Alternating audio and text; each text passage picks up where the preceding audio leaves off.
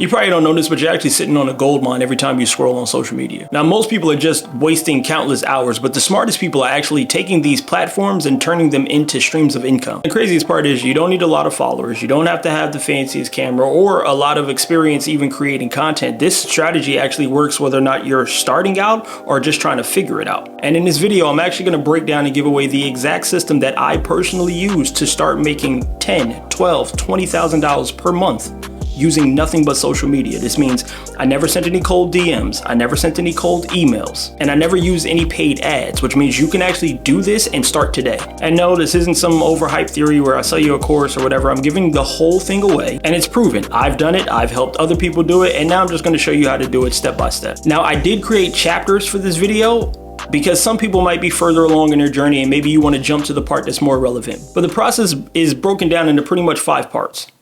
Let's jump right into it. This is going to be a 5-part module. So the 5 parts we're going to talk about is going to be picking your niche, picking your product, creating an offer, creating your content, and staying consistent. So let's just dive right into it. Pick a niche. Again, you got to start here, even if you already have a product right in mind or something like that, because this might give you some insight on why this product or service makes the most sense. And it's also going to help you to reaffirm your choice or put you on the right path. So we're going to break this down. It's going to be the 4, 3, 2, 1 method. Most creatives are multidimensional, but most customers are looking to pay a specialist, right? So if you build trust based on the results that you deliver from the one thing, people will typically buy something else after. If you're a mechanic and you fix my car and you fix the AC in my car and you tell me you do commercial AC units, well, guess what? I'll probably hire you for that as well. So number 4, you're going to start with 4 things that you are interested in, that you are passionate about, or that comes to you naturally. If you don't have these things, here's the questions that you want to ask yourself. What do you do in your free time? Because anything that people do in their free time very often, they usually wouldn't mind getting paid for it. What are you always learning about? What is this thing that you're always taking in new information on, right? Who do you follow that piques your interest consistently, that you're like, yo, this person talks about this thing that I really, really love and I'm passionate about, right? What is in your search history? What are you always researching on the internet and being like, you know what, I need to know more about this thing, right? Maybe you love AI and that's something that you can talk about. What do your friends or family consistently come to you for or to ask you about? The next thing you're going to do is list 3 subtopics about each of the 4 choices. Now, pro tip, you want to do this in the order that comes to you the most naturally, right? So you don't have to necessarily be like 1, 2, 3, 4. You're going to want to just choose whatever the 4 topics are and you're like, oh, I know I got 3 things to talk about for this. Fill that one out first, second, third, whichever comes to you easiest. You're going to want to fill those things out. For example, for me, let's just say I want to talk about entrepreneurship and marketing in the stock market, right? My 3 things are going to be for entrepreneur. I'm going to be business credit, having the proper mindset, right? Doing a brick and mortar business. For marketing, I'm going to talk about marketing frameworks. I'm going to talk about good examples of marketing, bad examples of marketing. For stocks, I'm going to talk about options and TA and all of these things, right? So I'm going to list all of those subtopics out. And here's the thing, whichever 2 topics you filled out the fastest, those are going to be the 2 that you're going to use for the next part. You're going to eliminate the one that took you the longest or the one that you didn't get a chance to fill out, right? Here's why, because we tend to do the work with the least amount of resistance and the most possible joy first.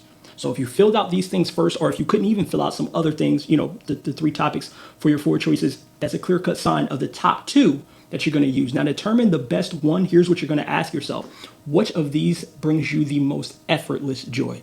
Keyword in that is effortless, right? What are the things that you're like, yo, this just makes me happy? Right? For me, that's marketing. My friends know that they cannot call me to talk to me about marketing because it's going to last at least an hour, right? What are you the most skilled at between the 2? Which one do you have more skill set about? Which one do you have more passion around? Which one has a greater need in the world, right? Which one can lead to the best income? Now here, best is subjective, right? Because best could be the easiest, the largest, right? The one that has the least amount of headaches, the one that is like, I can definitely do this. I've seen a lot of people do this, whatever. So the best income is going to be subjective, but which has the least amount of friction to enter the market? Certain things that you might want to do might be very expensive. Maybe you're like, I want to start a power washing company. Well, here's the thing with that. That is a service-based business, but you got to spend some good money on a power washer. You're going to have to buy a few of them if you want to scale, right? So what is the least amount of friction for you to enter into your niche? Now, here's your pro tip. Do not niche by topic. Niche by transformation. Right? Talk about something that you remember being a beginner in, and now you're a bit more step ahead. You've got some success. So you need to answer these questions. Where have you been? What are you doing? Where are you going? That's how you determine your niche, right? That's like the seal that you put on it. Now, let's dive into picking a product, all right? There's really only 2 things that you're going to be selling. It's going to be information or implementation. There's a third, and we'll talk about that later, but the top 2 is going to be information or implementation. And you need to understand, would you rather sell a product, which is information, Or would you rather sell your time, which is implementation, or would you rather sell both? Pro tip, you're going to do one at a time, right? I literally had my greatest month in my agency, did over 12 grand, and then I had to stop because I was not serving enough people on a wide enough level.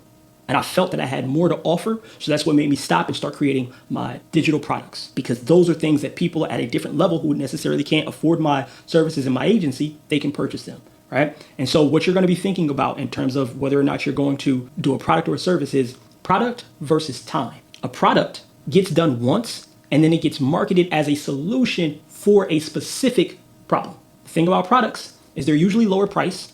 It's very hard to get repeat business unless you are upselling, right? Because normally when people buy it, that's it, they're done, they use it, hopefully it works, and they're ready to go on to the next thing unless you have another program for them to go through, right? The other thing is you have less control of the outcome and the implementation. And a lot of people might buy something and never use it. And so that then becomes a problem, at least for me, because I like for people to have results, right?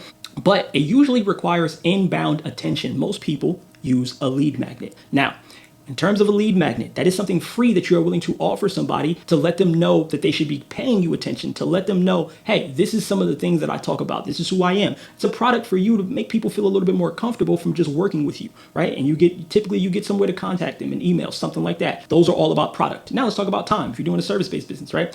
Time is a bigger price tag. Usually when you're selling your time as a service, it's a higher price, higher ticket. But you have to know the specific customer avatar and be ready to deal with multiple personality types.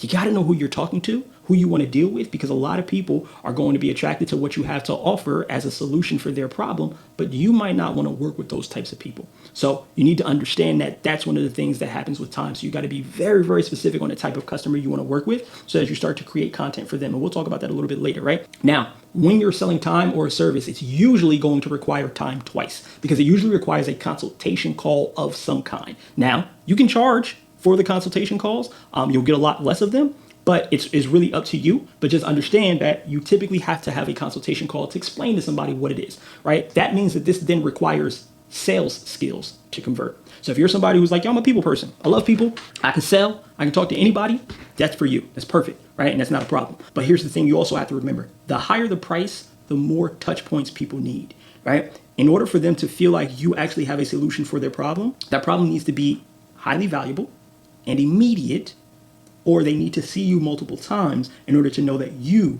are the actual solution, right? So you can't just be on here just talking about something one time and then going back to your normal life and being like, yeah, now I can do that. Now people ain't gonna believe it. That's where consistency comes into place, and we'll talk about that later. But now let's talk about the third potential thing that you can sell, and that's community, right? This is a hybrid of the two. It can either be an online digital community that people can join and they can pay a monthly, fee to be in, or this can be a community of some kind where you're doing like webinars, right? And you can sell a webinar one time and people can come to this webinar. I could have done this in a webinar and charged everybody to come in and said, hey, here's what I'm going to teach you. This, that, or the third. Everybody pay $10. You can come in and learn and you can ask questions and do all those things. Now, again, this is something that requires both a product plus time. It's a little bit more difficult to build and to maintain, but we will still talk about content topics that work for that as well. Now, when you're trying to decide this, and again, maybe you have yours already, but here's the questions that you still want to ask and answer in terms of what it is that you are selling.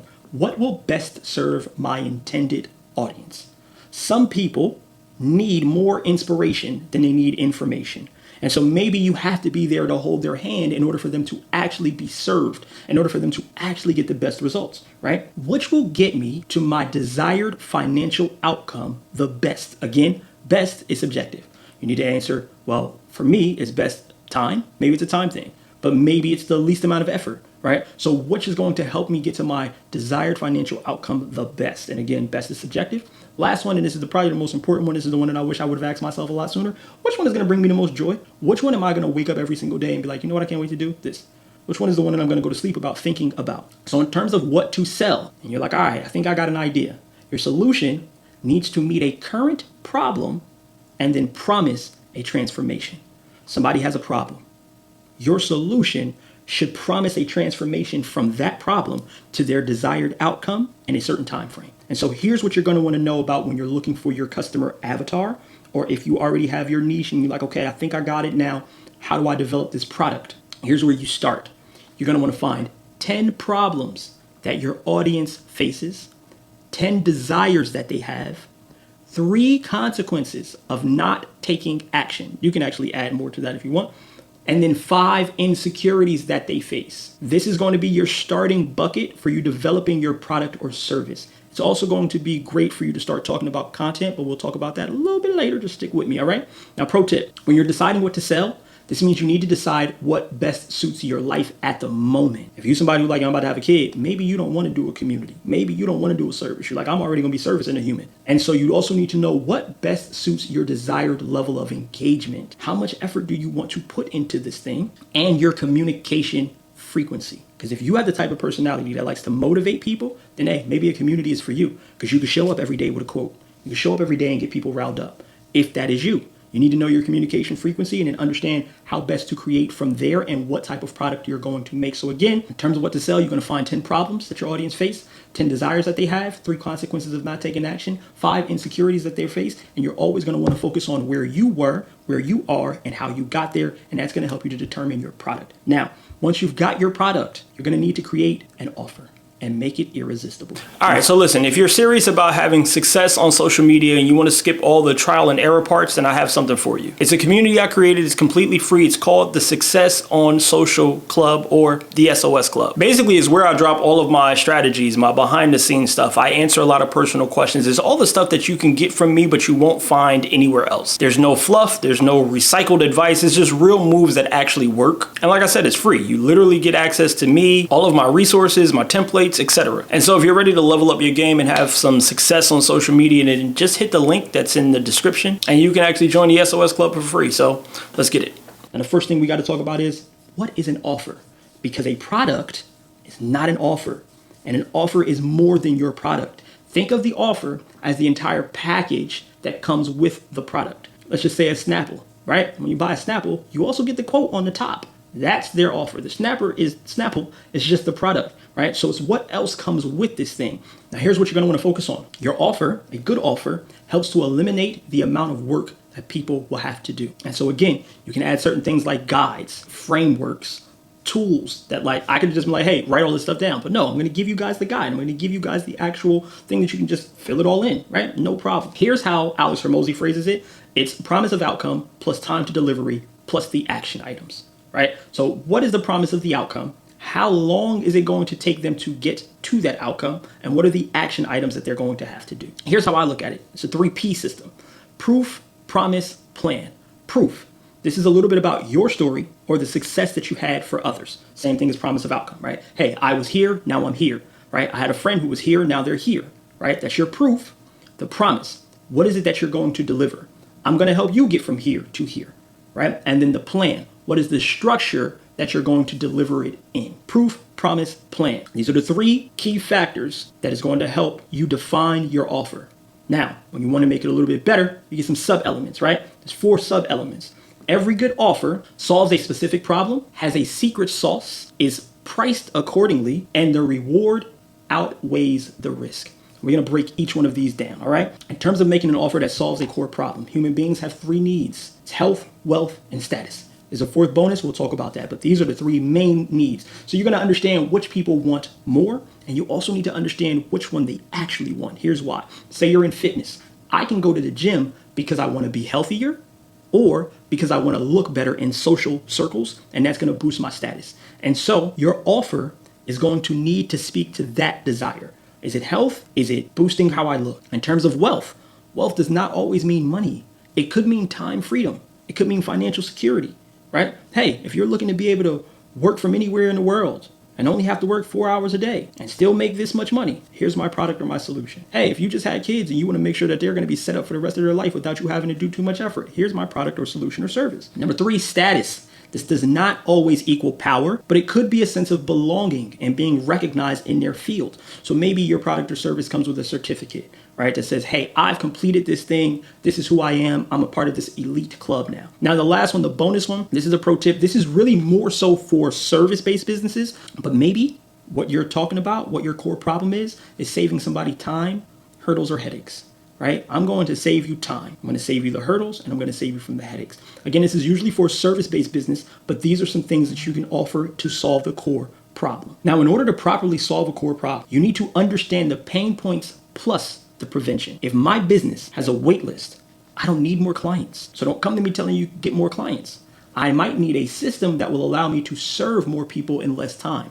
So maybe you offer me automation service, right? So you need to understand the pain plus the prevention. What is that stopping you from doing, or what is actually in the way of achieving what you'd like? If you don't know where to go, you can go to Facebook groups. You can look at the YouTube comments, and of course, Twitter groups. Now, when you go to YouTube, find somebody's already doing what you're doing or selling what you're selling, and go in the comment section and see what people are saying. Because a lot of times you'll see people are like, yeah, this was great, but I still need, this was great, but I still don't know, whatever. And so those comments will also give you content and people that you can then talk to. And of course, Twitter groups, right? Twitter's a really great space for communication. The pro tip here is answer some questions and try to add some value to the community before you start to ask for anything or start to shill your product or service, all right? Next up, we're going to talk about the secret sauce. Secret sauce is important, because this is going to increase the perceived value of the offer because it's unique to you.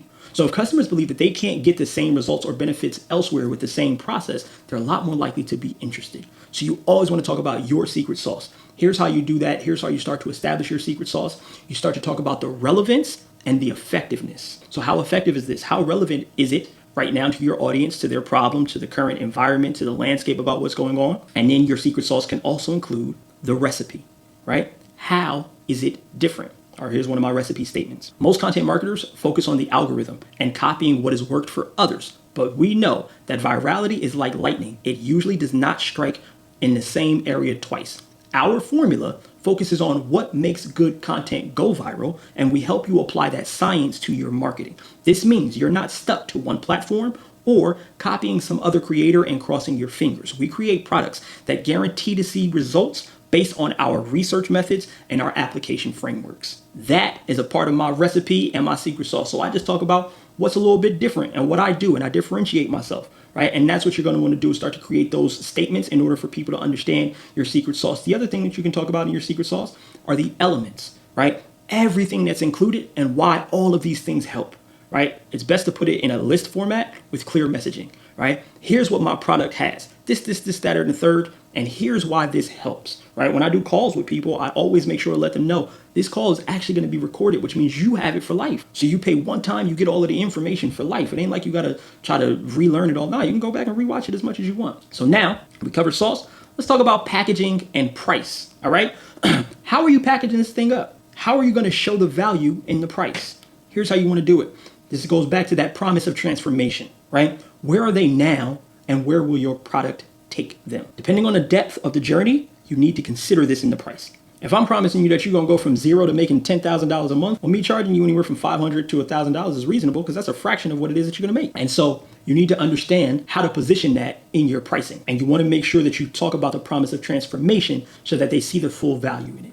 Talk about the problems that you specifically are going to solve and how they're going to feel after they have that solution. Not just what they're going to accomplish, but also how they're going to feel. It's a very big factor in determining and talking about and showing the value for your price. Also, time to execution. How long is it going to take them, and how much effort will they need to put in? That's a factor in your pricing. Most people's process takes you 6 months. Mine is going to take us 90 days. That's why it's this price. These are all factors that help you show value in your pricing. Here's what you want to remember. Price is determined by value. People are not afraid to spend money. They're afraid to waste it. So if you can establish value in that, they will justify paying the price. And in order to establish value, you are going to talk about emotions, how they're going to feel, how easy this is going to be. People buy with emotions and then they justify it with logic. So don't give them the logical answer first. Talk to their emotions, right? And here's one thing you want to remember. Being too cheap is an easy way for people to feel that it will be a waste. If you're promising me that I'm going to start making $10,000 in 90 days, but you're only charging me $20 to do it, I'm not going to believe that, right? So that's going to be a waste of my money. And again, people are not afraid to spend money. They're afraid to waste it. Now, just a pro tip, if you have multiple prices, typically this happens for like a service-based business, or it can be a product-based business if you're offering a couple of tiers. Here's what you want to do. You want to make sure that you try to have 3 prices. Make the middle price closer to the higher tier, but make the higher tier the most perceived value. Here's an example. Tier 1 is this price and it has 3 features. Tier 2 is this price and it has 5 features. Tier 3 is this price, but it has 10 features and a bonus, right? So let's say tier 1, it's $100. Tier 2 is $400. Tier 3 is $500, right? So you want to make tier 2 closer to tier 3. Maybe we say tier 2 is 350. I'm just giving you guys some examples, but you want to make it closer to that so it pushes people to choosing the higher option because they're like, yeah, for $150 extra more, I might as well just go this way. No problem. Bet. And so that's how the 3-tier system works in your pricing. Here's how you're going to lower the risk, make the reward more valuable. Here's what you're going to do. You're going to build trust and authority. We're going to do that using content. We're going to talk about that in the next section. But you're also going to want to add guarantees, add testimonials, add payment plans, and talk about the ease of use. Maybe it's a money back guarantee. Hey, if you try all of these things in 7 days and you don't like it, you can get your money back. Maybe it's a testimonial. Hey, this person was just like you. They had this problem. Here's their results, right? It's going to lower the risk that people feel when they want to buy something.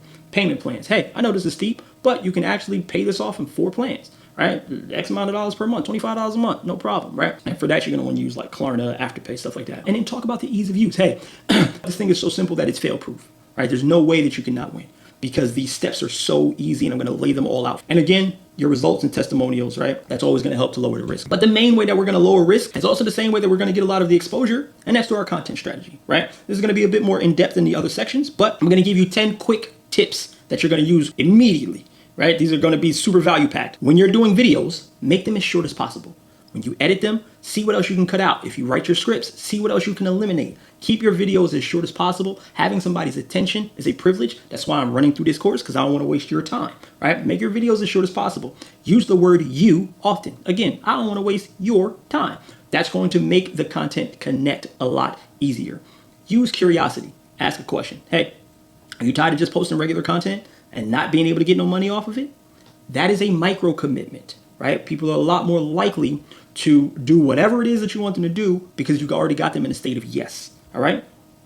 When you create content, you're going to want to focus on creating content for shares and for saves. Saves are going to heighten your connection with the audience. Shares is going to broaden your reach on the platform. Here's the other thing. When you're creating content, find a common problem and give an uncommon solution. Or you can just use uncommon phrasing. Here's an example, right? People are like, yo, my engagement is low. Most people are going to tell them like, oh, you need better hooks, or you need to do this. I'm going to tell you, you should go engage more to get some reciprocity.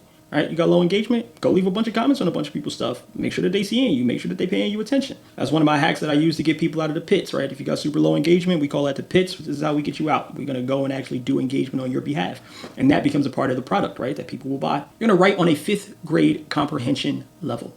You want to keep everything as simple as possible and as easy for everybody to understand. You're going to use social proof. That can be case studies. That can be your results. That can be other people that you've seen have results. You want to be unique. Do not just be cookie cutter and copying what other people are doing, because that is how you are easy to forget. That's how you become forgettable, right? By not being unique. When you are unique, people will remember that and they will attenuate something that you do to the content. Also, remember, the visual and the vocal hooks do not need to match. So when you're doing visuals, when you're doing short form videos, what you say does not need to be what they see. You can use a different visual hook, so the actual headline that they're seeing, and in what you're saying.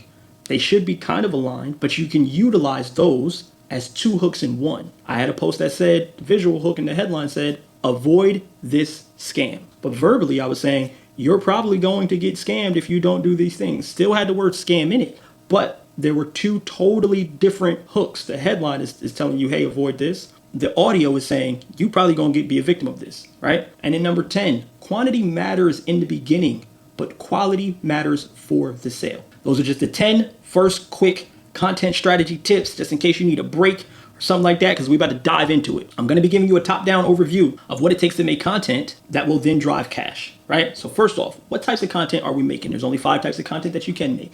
Content that entertains, content that informs, content that inspires, content that affirms, and content that opposes. Entertaining content, these are going to be anything that makes you laugh, giggle, whatever the case may be, feel something, right? Feel an emotion of some sort, or satisfaction of some sort. So ASMR content is content that entertains. Memes are content that entertains. And then you've got informs content. This is something that's either going to be teaching you something you didn't know, or again, teaching you something you knew, but in a way that you never heard it before, right? That's your informs content. Inspires content, this is something that makes you feel capable.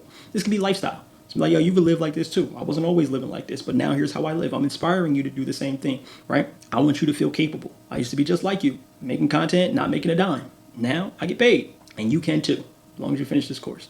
Content that affirms and content that opposes, these go hand in hand. This is something that's going to affirm your belief or oppose your belief, right? That's me saying, hey, You believe that the sky is blue because there's oxygen and stuff up there and the water is a reflection on the sun and whatever. You're right. Or I can say content that opposes is you probably think that the sky is blue, but it's actually green. Let me tell you why.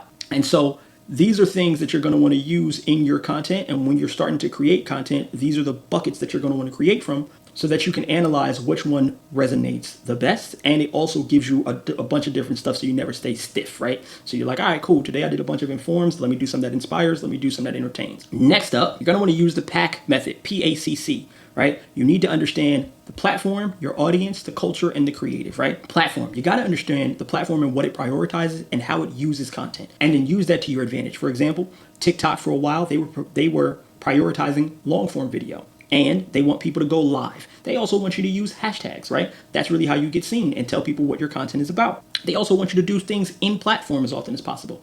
Instagram, they got a list of banned hashtags, so you might not want to use some of them, right? And then each piece of content has a different purpose and a different reach potential. And so when you understand the platform and what it prioritizes, that's your first step to success. I'm going to give you some of the platform priorities, right? For Instagram, Reels are going to be for reach. Right? This is going to typically, whenever you have a reel that performs very well, you're going to notice that it typically performs outside of your audience, and that might not necessarily bring in followers or sales. So just understand that. But carousels, that's going to do better to nurture. When you're trying to tell people specifically about something and you want to have a deeper level conversation with them, carousels are typically going to work best. Pro tip. A carousel is anything that's a slide post, right? So you can actually do a main image post and then you slide over and it can be a video. Right? But just understand what that's going to do for the platform and who that's going to get distributed to. Quotes are really, really good to inspire, and they're really good for engagement, right?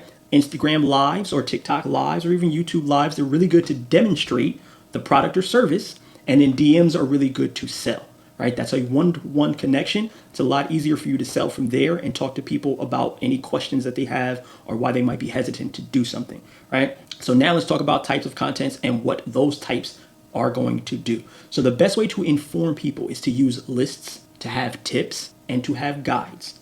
Here's 5 ways to do this. These are the 5 best tips that have had this result. Here's a guide for how do you do this, right? That's how you inform people. Those are the best ways to inform people, put it that way. The best ways to build a brand and to build your brand is to share values and opinions. And building your brand is very important because you want it to be memorable. You want it to be something that people automatically know. So even if they're not going through this current problem, they think of you as the solution as soon as they have it. And so sharing your values and opinions is the best way to build brand because it builds a connection, because people don't buy what we do, they buy why we do it. Simon Sinek said that. And so understanding a bit more of your why and your values and your opinions is a great way to build brand. The best way to build trust is by sharing results and reviews, which is why I'm asking you guys to leave me a review. Even if it's bad, I want the honest review so that I can know how to make this thing better. But a good review is going to help build some trust that, hey, you got something out of this and other people will too. Screenshot it, you know what I'm saying? Let people know you're watching this thing. And if you like it up to this point, dope. Now, the best way to build connections is stories. And I don't mean like stories on IG, I mean telling stories. Either telling your personal stories or impersonal stories, things that you've studied, other people who have had success. The reason why this works the best is because when you tell stories, and this is why you'll see a lot of speakers do this, right? When they get up to do speeches, they typically try to start with a story because it puts the audience in a communication frequency that aligns with the speaker. And so telling stories does a really good job to align people's communication frequencies. But also stories is going to help for retention because everybody wants to hear a story. That's just how human beings are set up because stories are how we determined what was safe, right? Somebody went out, they went hunting, this thing happened to them, they told us about it, we knew not to go down that route anymore. So that's been ingrained in us. So tell us stories, right? Next up is audience. You need to know who you're speaking to, right? You got to know what they resonate with and what they respond to. I'm in marketing. I'll never use words like TAM and product market fit because that's just corporate jargon. It don't really speak to my audience, right? I talk about followers and growth and all of these things. Now, for me, I haven't told my story that much because it's not about me, it's about helping other people. But now that I've had some moments where I can actually empathize with certain things that people have gone through, I'm going to be doing that a lot more. But you need to understand where people are in their career and their journey. That's going to allow you to speak to them on a deeper level and establish a connection. You have to know as much as you can about your audience, right? Next is culture. What is the sentiment and the vibe around the topic that you're speaking about, right? Because if we're talking about starting franchises and we say, hey, you can open up a Starbucks, right? Maybe your product teaches people how to build franchises and you're like, yo, you should start with Starbucks, right? Maybe not, because they're like, you know, there's a big protest around them and who they sponsor and support and whatnot. So you need to know the culture and the vibe around the topic. You also need to know what the lingo is that people are using. And more importantly, what are they currently consuming that you can speak towards or against. So if you know everybody is watching something specific or a specific creator, well, hey, you can make content reacting to that. You can make content that's adjacent to that, right? You can talk about why it worked or how it's relevant. So understanding the culture around your topic is very crucial. Next is the creative, and this is the part that most people fail at, because they're just copying what they see instead of building something of their own. You do not want to do this. You want to add your own style and technique. In business, we call it a USP, a unique selling proposition. What is different about you, right? What's unique about your stuff? Sometimes I use a clapboard. That's just a visually creative piece, right? Sometimes I cuss. That's kind of personal. I can't help it.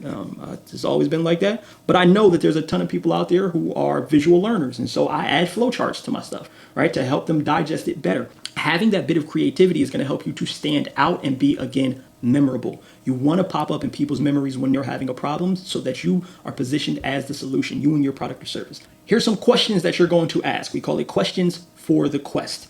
The who and the do. So you need to know, who are you trying to get to do what, right? It's going to help you to base the type of content that you're creating. Who are you trying to get to do what? The what and the want. What messaging resonate the best and what will make them want to take action? Again, if I'm in fitness, I can't be talking to them about health if I know that they're all want to be better looking. What's going to make them want to take action? It ain't going to be like, oh, you're going to live longer. No, you're going to have a better life while you're alive. So those are the factors that I'm going to incorporate into my content. The where and the which. Where will you reach them and which format will you use? Maybe you don't want to do video, or maybe your audience is of the corporate type. Maybe that's who you're speaking to. So maybe LinkedIn is best for you and you can just do written form content, right? Understanding this is going to help you narrow down on your efforts and create more impactful content. The how and the how much. How are you going to measure success? Because it's not always going to be follows. Maybe it's just clicks or downloads or signups or emails, right? How do you measure success? And in how much time and income are you willing to invest to make this thing probable? You need to have that down because that's the first, stages of starting a business. You don't want to run yourself rampant. So you're like, yo, I'm going to give myself an hour a week. I'm going to give myself 2 hours a week, 3 hours, whatever it is that you can afford to do. This way you get committed to that and you don't run the risk of burning out. You'll also end up staying very focused because these are my creation hours, right? So you got to kind of treat it like you would a 9 to 5 to stay on schedule and to make sure that you're completing certain things. And again, that you're avoiding burnout. Now, in terms of content, it's all about what people want. You got to know what they want. And so to answer that, there's 5 E's. We're going to talk about 4 and then we're going to do the bonus one. But the 4 main E's that people want, they want to be entertained, they want to be educated, they want to be encouraged, or they want to be empowered. So you need to keep these things in mind when you are creating content. What is this piece going to do? Is it going to entertain? Is it going to educate? Is it going to encourage or empower? Encouragement and empowers are 2 totally different things. Me encouraging you is telling you that you can do something. Me empowering you is showing you how to do something. Now, the last E is the best E to use across all of these, and that is empathy. Empathy is a superpower for creating content that connects. It's like shoestrings for your sneakers. You could rock your kicks without them, but adding the empathy just makes it fit better, right? For example, I recently went through a time where my account was in decline. I was losing more followers than I was gaining. My content was not performing that well. And so it was a great moment for me to have an empathy moment to be like, I remember making content that did not work. You know what? Let me show you what I'm doing to fix it and let me help you do the same. The next thing that you're going to want to do is build authority. You're going to use content to build authority. You're going to do this through your messaging. The 2 easiest ways to do this through your messaging to build authority in people's minds is by case studies. So you're going to find examples and talk about those things and why they worked. This is going to show your knowledge about the subject, right? People are going to view you as an authority in that sense. The next easiest way is to find opposing belief from established authorities, right? There's a guy who says that you should not batch create. I made a piece of content saying, yo, batch creation is crucial, right? But I showed him saying it, and then I went to oppose and told why I feel different. Next up, consistency. The other way for you to build authority, staying consistent. People buy what they see, so you have to make sure that you are seen. You got to stay relevant in their minds when they're going through a problem and looking for a solution. So you have to show up often. And then you got to know where to plug your offer. We work on the 80-20 rule. 80% of the content that you create should be created to educate, entertain, encourage, or empower. 20% should be to sell. 100% should be created with empathy. Pro tip, when it comes to messaging types, long form is really, really good. Long form content is really good for selling because the more time people spend with you, the more trust they have, right? And so if you can get them to sit down and watch something of yours for 10 minutes as opposed to just 1 minute or 2 minutes, that's going to do a lot better. And in written form is going to be great for building communities and such because people are also willing to write back. It's that form that write things like an echo chamber. And so these are two pro tips that I just had to throw in there. Now, when you're building authority, one of the ways that you're going to do it is by using emotional triggers. Here they are. Fear. FOMO, right? You can do this in your sales by saying, yo, I'm only going to be doing this for a limited amount of time, right? You can do this by being like, hey, the creator economy is not going to be here forever. You better get your money while you can because things are going to change. New platforms is going to be created. People's attentions is going to shift. We don't know what's going to happen with our democracy. So get your money now. Next is going to be pride. An emotional trigger that you can use to build authority is pride by validating people's opinions and highlighting their virtues, right? Are you the type that believe this? You know what? I can tell you probably a hustler. And so this is probably going to be for you, right? Again, establishing your authority in people, having them feel seen is going to appeal to their pride by you validating their opinion and highlighting their virtues. Hope is another emotional trigger that you can use. And for this, you can do before and after, either pics or stories. Hey, I wasn't always the guy that was making a bunch of money off content, but now I get to travel wherever I want to, work when I want to, and my bills are on auto pay, right? I'm giving you hope. I'm telling you how I was and now how I am. I hope that you can do it too. And of course, in like fitness and stuff, you can show pics or just even if you want to show bank receipts or whatever, just don't make them fake. But yeah, before and after is going to be for hope. The next emotional trigger is going to be desire. You can show them a desired lifestyle and the change that they want. Hey, this is what it looks like when you lose all the weight and you shirtless every day on the beach. You gotta get a fly swatter to get all the ladies off you, right? Show them that desired lifestyle or the change that they want. And then guilt. Make people feel guilty by not having achieved the thing that they said that they want. Hey, you said you was going to lose some weight this summer. You had a New Year's resolution. You said you was going to be down 30 pounds. What happened? You ain't got there yet? Let me help you. All right? Now, here's how you find content topics. Number one, you're going to go back to your niche discovery. That thing we made that was like 10 problems that your audience face, 10 desires that they have, right? These are things that you're going to talk about. 3 consequences of them not taking action, 5 insecurities that they face. You're going to want to rope those things in to your content. All right. Some of those are going to be your content topics. So that's the first place that you're going to start. You're going to use those topics that you created as pillars. Then you're also going to go back to when you were finding your niche and use those topics as some of your pillars. You're also going to go to TikTok and you can search trends within your niche and see what other people are talking about for topics, right? And you're going to want to make sure that you're creating you-driven content. To do that, you're going to go to Facebook groups. Find a Facebook group, search the term help or how to. And in there, you'll see people asking the question, hey, how do I do this? I need help with this. You can also use the term resource, but it's not as popular. Again, that all comes from you understanding your audience and knowing what search terms or what words they're using. That's going to help you to search for that. But it is going to give you a lot of different topics that you can talk about and create content around. You can go to Reddit, you can go to Quora, you can go to Answer the Public, or you can use AI. But the pro tip here is do not sacrifice emotional intelligence for artificial intelligence. So you're still going to want to create with empathy. Don't just go reading everything that you see on ChatGPT. Next, news-driven content, right? I made a post that was like, here's what I would do if I was on a marketing team for one of these presidential candidates, right? That's because that was what was in the news. So I spoke about that. But the other thing is old news works too, right? I can go back and be like, yo, here's the mistake that this presidential candidate made. And if I was on their marketing team, here's how I would change. You can talk about what's hot, what's current, what's going on right now in the world that people are bothered by, people want to know about. Talk about the Olympics that's happening right now, right? Talk about those things. You can also talk about future perspectives. What are people believing is going to happen? What are people saying is going to happen? You can make content around that. And then calendar-driven content. You can talk about things that are holidays or whatever, the special events that are happening in a relevant framework. Perfect example, I made a post that said, I watched every commercial in the Super Bowl. Super Bowl is not really a holiday, but for some people it is. And I spoke about, what I liked and what I learned and what I saw. And that posted pretty well. And so these are the ways and the areas that you're going to start to find your content topics. Now, let's talk about consistency. To stay consistent, there's one thing that I do and one thing only. And it's batch create. This is going to save you time and energy. This is going to start to establish a system for you, right? So for me, here's what my system looks like. 3P system: plan, produce, post. I spend about an hour doing research. I spend about an hour doing ideation. I spend about an hour to record and actually produce, an hour to edit, and then an hour to plan out all of my posts. So my hour of research might be just me reading a book. It might be looking at other creators. It might be listening to a podcast, right? I'm researching some things. I'm going to ideate. I'm just going to let my brain just freestyle about things that I could talk about from what I got. Because, of course, I take notes and I highlight and all of that stuff. Sometimes I'll do these things together. If I'm watching something and I get a really good idea, I'll just jot it down or whatever the case may be. But then I take another hour to just script it. I just want to write what it is specifically that I'm going to be saying and script it out.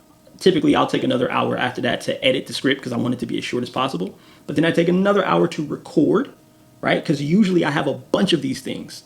So I got 3 to 5, a bunch of them that I'm doing. So it's going to take me, the post might only be 90 seconds, but it's going to take me an hour to do because I'm doing 5 of them. I'm doing 10 of them. And so I'm just recording on that day. Then I take an hour or 2 or however long I got to edit. After I do my editing, I take an hour to post. I know you're like, damn, take an hour to post. It's because I plan them all out. I schedule them all out. So I know what times they're going to come. I'm putting the hashtags. I'm putting the comments. I'm putting, the captions. I'm doing all of these things. And so that can take me about an hour just to schedule all of that stuff. Now, when you are scripting, you're going to want to know what type of content you're writing, right? So the 5 types of content that you can create, you're going to go back to that. What is the purpose of this content for your audience, right? Is this one of the 4 E's, right? And then what is the desired result that you want? Do I want more followers? Do I want more sales? Do I want more exposure? Do I want people to share it? These are the questions that I answer when I'm creating my script and when I'm editing my script.